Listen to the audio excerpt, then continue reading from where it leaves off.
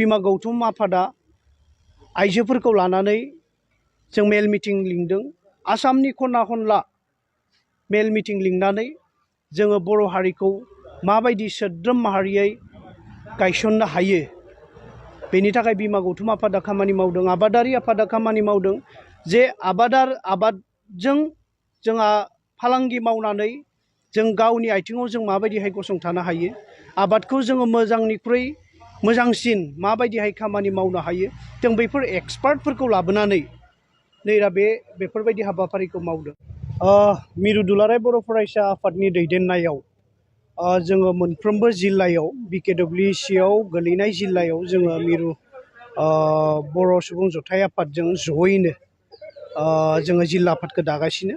मिरु सुबुं जथाइ आफादनि जिल्ला आफादखौ जोङो नगाव जिल्लायाव जागायजेनदोंमोन गिबि खेबनि थाखाय, आरो बेनि उनाव जों हजाय गलाघाट, बेनिफ्राय जोङो मरिगाव, दिनै धेमाजियाव दाबाय। बे आफादखौ दानायनि गुबै थांखि आरो नोजोरा जाहैबाय जे BKWCआव गोलैनाय जिखिनि जिल्ला दङ बै जिल्लानि सिङाव जोङो खामानि मावगोन।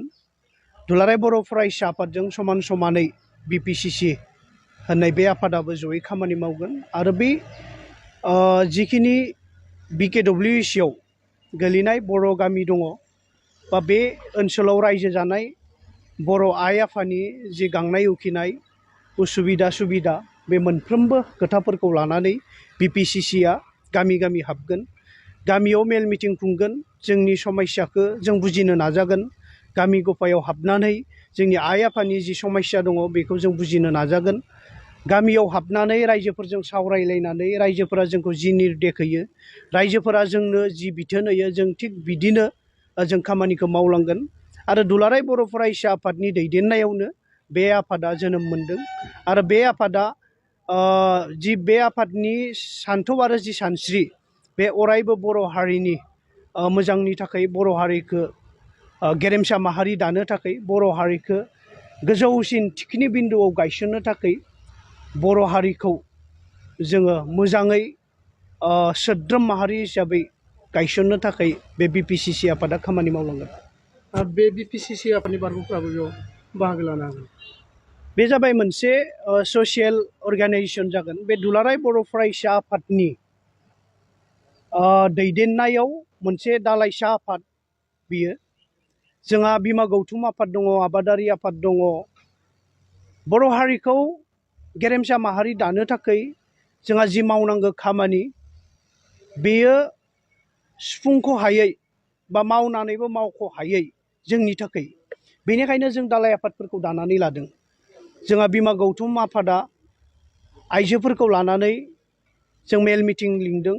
आसामनि खना खनला मेल मिटिं लिंनानै जोङो बर' हारिखौ माबायदि सोद्रोम माहारियै गायसननो हायो बेनि थाखाय बिमा गौतम आफादा खामानि मावदों। आबादारि आफादा खामानि मावदों जे आबादजों जोंहा फालांगि मावनानै जों गावनि आथिङाव जों माबायदिहाय गसंथानो हायो, आबादखौ जोङो मोजांनिख्रुइ मोजांसिन माबायदिहाय खामानि मावनो हायो, जों बैफोर एक्सपार्टफोरखौ लाबोनानै बेफोरबायदि हाबाफारिखौ मावदों। थिग बिदिनो BPCCआबो दिनै BKWCआव थानाय जिखिनि समस्या दङ बै समस्याखौ दैखांनो थाखाय खौसेयै खामानि मावलांगोन। आरो बेहाय बिबान लागिरि हिसाबै दुलाराय बर' फरायसा आफादनि वेल विजार जिखिनि दङ साफ्रोमबो बेहाय बाहागो लानो हागोन।